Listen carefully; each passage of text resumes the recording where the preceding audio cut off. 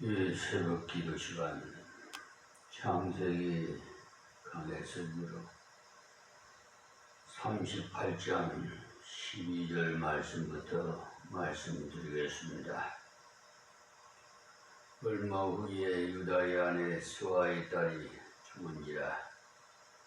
유다가 위로를 받은 후에 그 친구 압둘람 사람 히리오와 함께 딥나로 올라가서 자기 양털 깎는 자에게 이르렀더니 아멘. 자기 아들도 죽고 아들이 둘이나 죽었죠. 며느리는 친정에 보내놓았는데 또 아내가 죽었을 때 하나님 앞에 자기를 돌아보면서 정말 회개해야 되는데 깨닫지 못한 자는 항상 이런 결과를 옵니다. 하나님께서 우리의 심령을 두드리시는 방법이 여러 가지가 있어요. 어떨 때는 멀리서 그 소리가 들려오고 올 때도 있고요. 그렇다면 유다의 맏아들이 죽고 또 둘째까지 죽었으니까 얼마나 경고의 소리가 가까이 왔습니까? 그런데도 불구하고 깨닫지 못하고 계속 범죄 속에서 살고 있으니까 또 아내도 데려가 버리죠. 죽었어요. 아내와 남편은 한 몸이라고 했으니까 아내가 죽은 것은 자기가 죽는 것과도 같은 것입니다. 하나님의 간섭이 그만큼 더 가까이 왔다는 사실. 얼마 후에 이 말씀은 둘째 아들이 죽은 지 얼마 되지 않아서 이 말씀입니다. 둘째 아들 오난이 죽고 얼마 되지 않아 아내가 죽었다 이 말씀이죠. 계속해서 큰아들이 죽고 둘째 아들이 죽고 또 아내마저도 죽는 이런 슬픈 일이 계속 일어났다는 말인데 유다를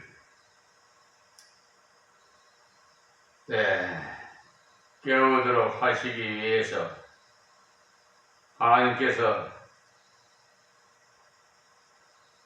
유다가 세상과 짝하여 살면 겉으로 고통뿐이라는 것을 일깨워주기 위해서입니다. 하나님께도 돌아오라고 하나님께서 권고하시는 겁니다. 그러나 유다는 계속해서 세상길로 갔기 때문에 씻을 수 없는 수치의 자리에까지 결국 빠지고 말았습니다.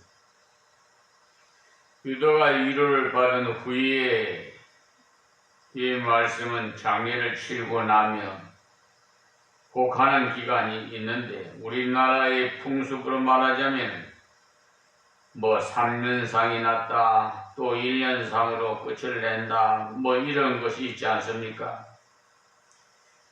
그와 같이 이들도 장례를 치르고 난 후에 석 달이 지났다든지 또는 몇 개월이 지나면 아무데나 활동할 수 있는데 그것을 말합니다.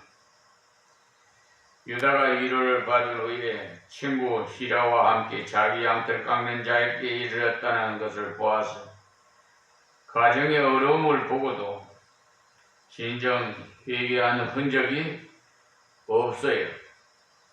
하나님께로 돌아온 흔적이 없다 이 말씀입니다. 이때 자기 아버지가 살아계실 때 아닙니까? 슬픈 일을 만났을 때 더더욱 아버지를 찾아가서 신앙적인 것을 상담해야 될 텐데 그런 방법을 취하지 않았어. 만약에 그때 그렇게 했다면 아버지와 같이 기도하였을 것이고 회개할 기회를 얻었을 것입니다. 그러나 그는 평안이 없으니 죄를 잊으려고 자꾸만 도피해 갔습니다. 죄를 지으면 이렇게 자꾸 죄가 죄를 더 범하게 만들어서 자꾸 커집니다. 겨울철에 눈사람 만들듯이 주먹만하게 눈을 뭉쳐가지고 눈 위에 돌리면 자꾸 커지지요. 그와 같이 죄가 저렇게 자꾸 커집니다. 몸의 종기도 처음에 빨리 치료받지 않으면 자꾸 커져서 나중에는 더 고통스럽고 생명까지도 위험을 받습니다.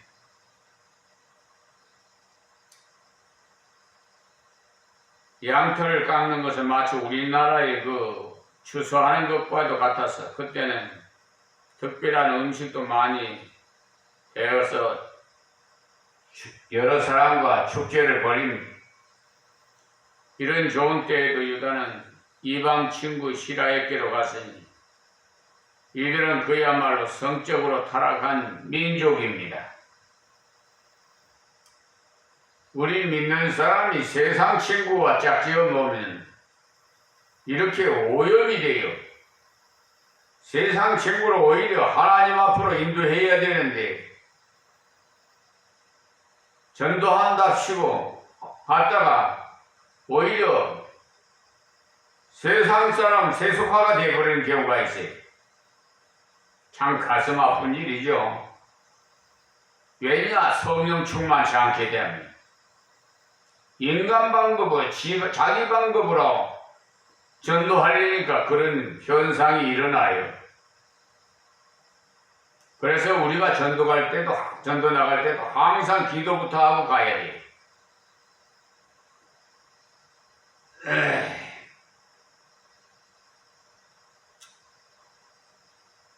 그래서 이들은 그야말로 성적으로 아주 타락한 민족이기 때문에 요사이 마누라 없이 위로 어찌 사느냐 하면서 그런 면에 많은 자극을 아마 했을 거예요.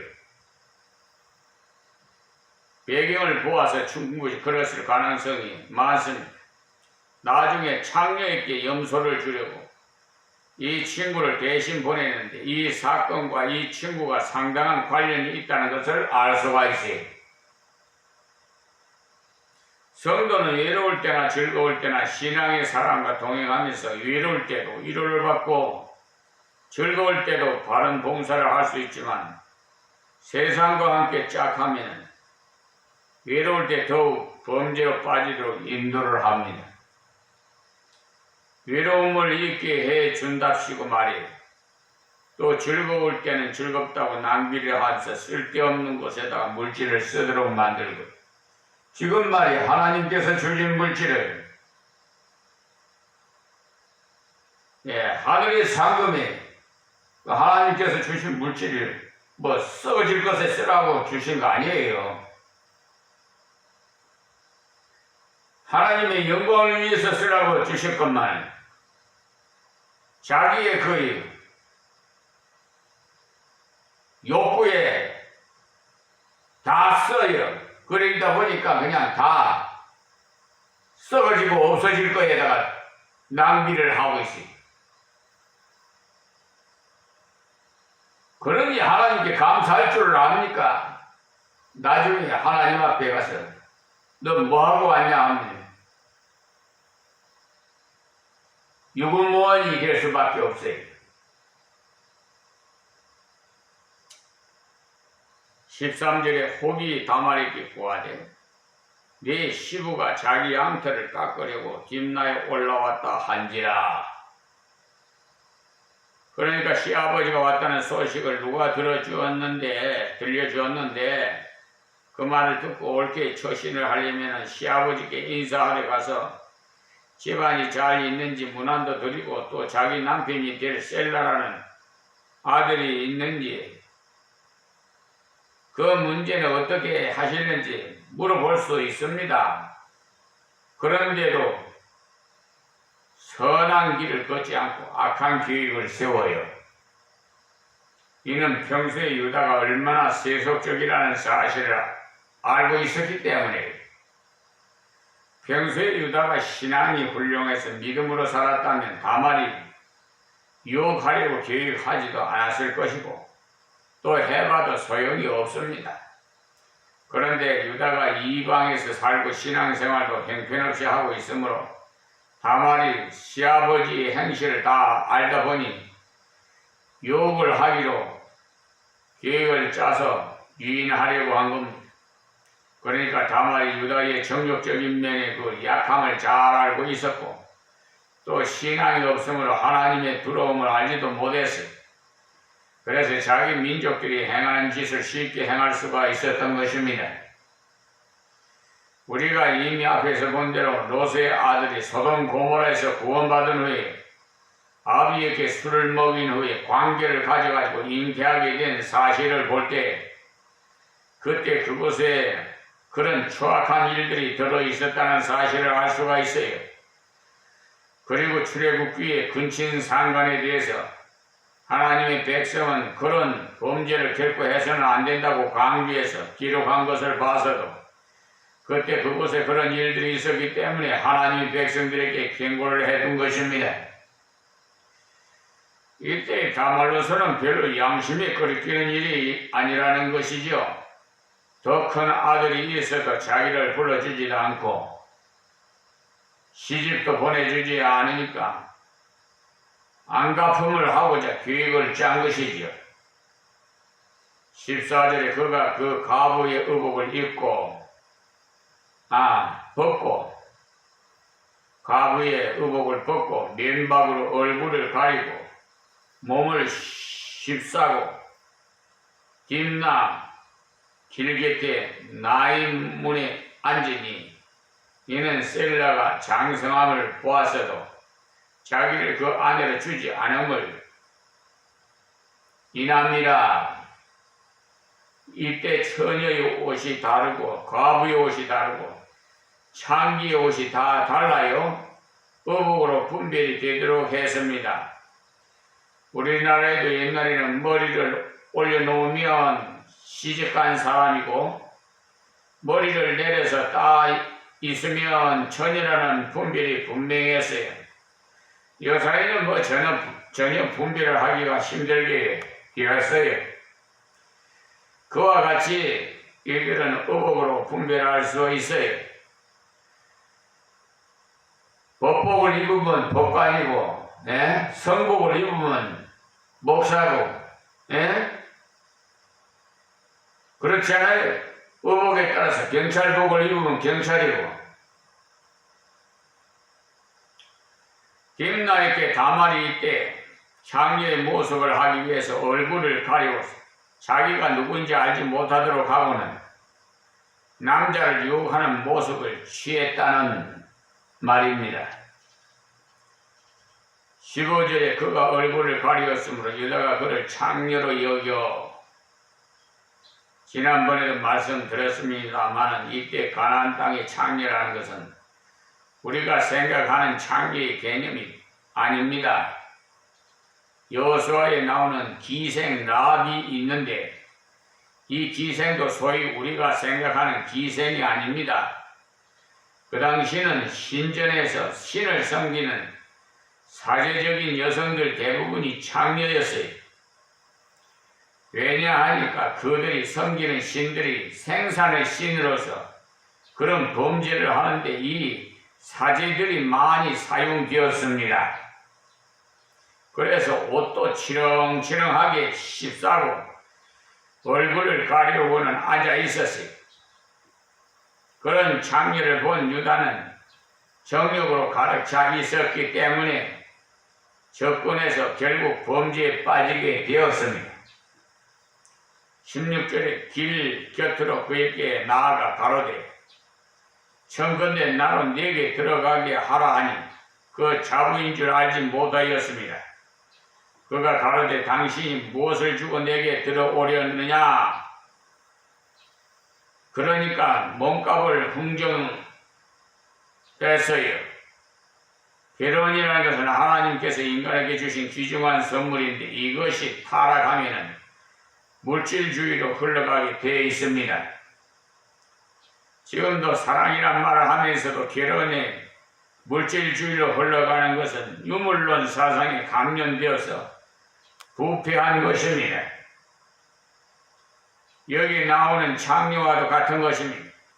그 때문에 깨끗한 결혼은 신앙 위에서 순수한 사랑으로 이루어지는 결혼이라야 정결한 것이지 계산적인 결혼을 하면 창녀와도 같다는 사실을 아시기 바랍니다. 지금도 어떻게 된 셈인지 계산적인 결혼을 예사로 해요.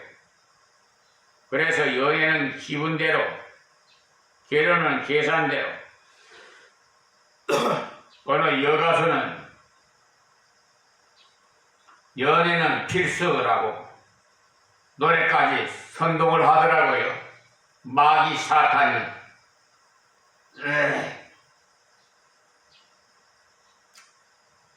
그래서 유행어가 젊은 사람들에게 표가 같이 되어 있다는데 그것은 아주 나쁜 그야말로 부패된 세속적인 노래고, 유다도 참으로 계산이 빠른 사람이라서 동생을 팔아먹는 자는 일에 주동도 하고 하더니 결국은 계산 빠르게 자기가 넘어갔어요.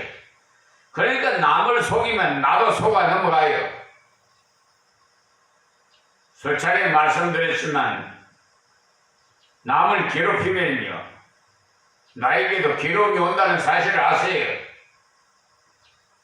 17절에 유다가 가로되 내가 네 띠에서 염소 새끼를 주리라. 그가 가로되 당신이 그것을 줄 때까지 약조물을 주겠느냐. 그러니까 양을 많이 먹이니까 염소 새끼를 주겠느라고 약속하니까 실제로 줄 때까지 무엇을 하나 써달라는 말이지요. 요사이 말로 하자면 약속음이라도 줘야 된다는 거예요. 그러니까 이 여자가 참으로 그런 면에서 머리가 잘 돌아갔어요. 나중에 확실한 증거를 잡기 위해서 이런 요구를 합니다. 저 역시도 저 대법관이라는 자가 상고심에 관한 특례법을 인용해서 말이에요. 심리불속행 기각을 했는데 손해배상 청구에는 그것이 해당이 안 됩니다. 그런데 제가 보니까 법조문을 찾아보니까 상고심에 관한 특례법을 찾아봤어요. 보니 이 서경환, 김선수, 노태하, 오경민 씨는요 가압류 가치평에 인용하는 그것을 붙여가지고 그러니까 속인 거지요. 이렇게 하면 모를 거야. 참 가소로워요. 가증스럽고 그러면서 제 5주에 의해서 먹기가 간다.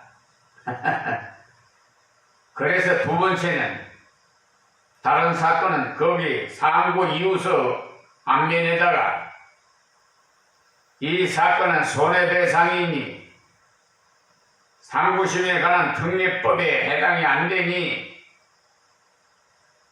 원심 판결을 파기하고 원심 법원으로 환송하십시오라고 딱 써놨어요. 그런데도 불구하고 오경미, 김선수, 서경환, 노태학은 또다시 상습, 이건 뭐 상습, 사기 재판이죠 뭐. 그러니까 거기는 제4조하고 메탕이라고 해야 되는데, 메토라고 해야 되는데, 그냥 그거는 비워놔 버리고, 제가 그걸 이제, 거기다가 올릴 그게 없으니까, 제5조에 의해서 기각한다. 이런 엉터리. 그래서 그것을 불이한 재판이라고 제가 항의를 써 올렸더니 제다 1345 또 그래서 제가 이거 참 사기 재판, 상습 사기 재판 증거서류로서 내가 감사하다고 그랬어요. 예? 피해자들을 공수처에다가 고발했더니 각하?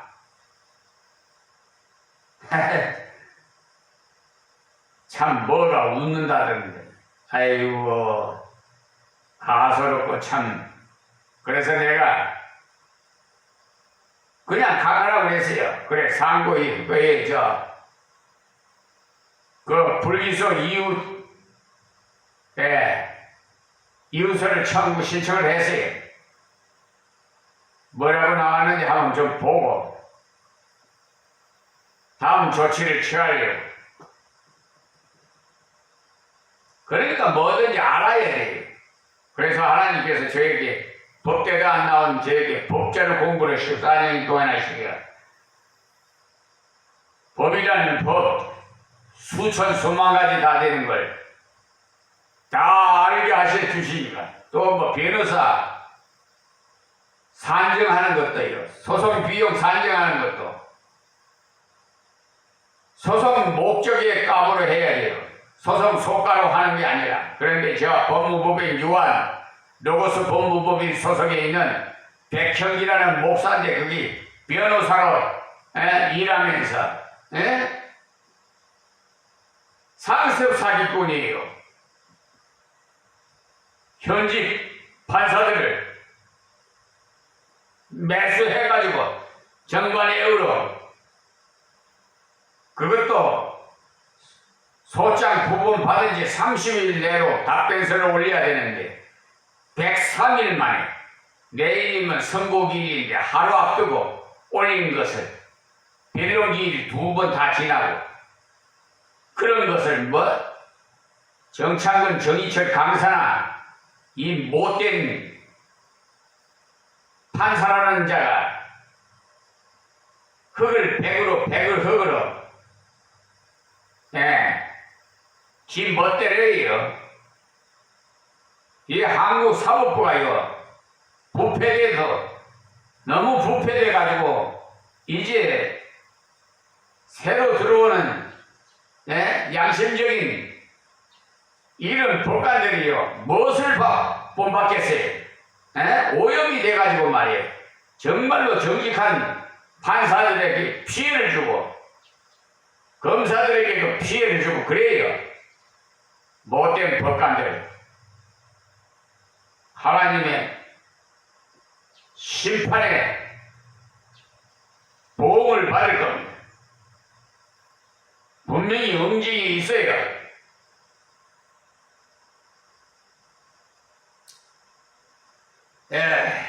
그래서 여기 18절에 유다가 가로되 무슨 약조물을 내게 주랴. 그가 가로되 당신의 도장과 그 끈과 당신의 손에 있는 지팡이로 하라.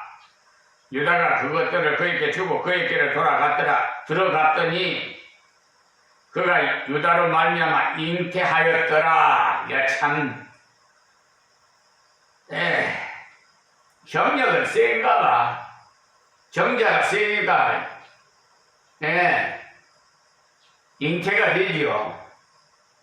무정자 같으면 잉태가 되지 않습니다. 도장이라는 것은 항상 그 사람을 대표하는 물건이거든요. 또 그 끈과라고 했는데 이 끈은 도장을 끼워 목에 거는 끈으로서 도장에 붙어 있는 겁니다. 또 지팡이라고 하니까 우리 생각에 그냥 짚고 다니는 것인가라고 생각하기 쉬운데 이 지팡이는 목자들이 사용하는 지팡이로서 지팡이 위에다가 자기가 좋아하는 그림이나 짐승을 새겨 놓았기 때문에 그 지팡이만 보면 누구 것이라는 것을 알 수가 있어요. 즉 유다에 사인을 해 놓은 것이지요. 사실은 이쯤 되면 그만둬라 했을 법한데 넘어갔어요. 왜냐하니 도장 끈 지팡이로 했으니까 자기를 다 팔아먹은 기억이 되었으니 말이에요. 그런데 사람이 속으려면 이렇게 눈이 멀어집니다. 참 묘해요. 예. 사고가 나려면 묘하게 끌려가요. 예. 또 정욕적인 감정대로 행하면 선심을 이렇게 쉽게 씁니다. 예. 성관계 하려는데 그냥 돈 그냥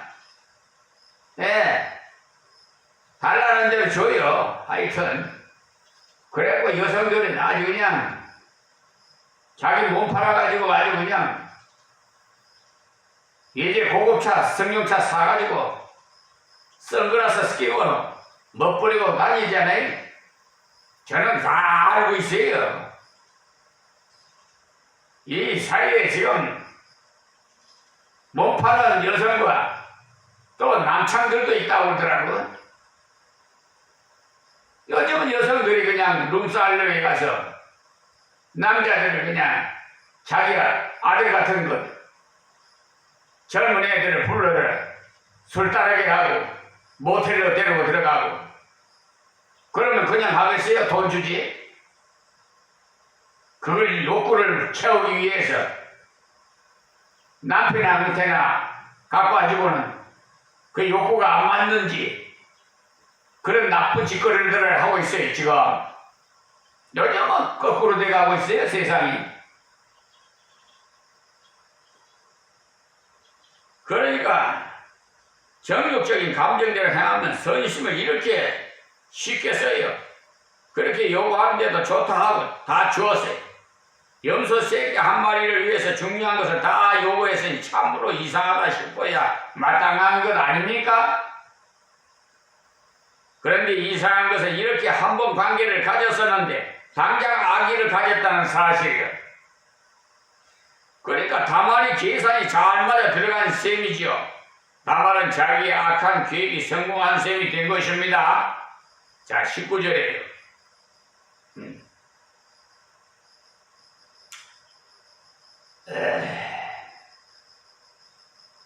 시간이 또 다 된 것 같아서 여기서 오늘 말씀 뵙겠습니다. 하나님 감사하고 고맙습니다. 이 말씀을 받는 사랑하는 성도들과 유튜브 방송을 시청하는 모든 분들이 세계 만민들이 다 깨닫게 해주시옵시고 아버지여 하나님의 말씀대로 순종해서 살 수 있도록 저들을 깨우쳐 주시고 회개시켜서 이방인도 구원시켜 영광 받아 주시옵소서. 하루속히 땅끝까지 복음이 전도되어 예수님 모셔 오셔서 이 혼란스러운 어둡고 썩은 내가 나는 이 세상에 마지막 심판을 하시옵소서. 예수님의 이름으로 기도합니다. 아멘.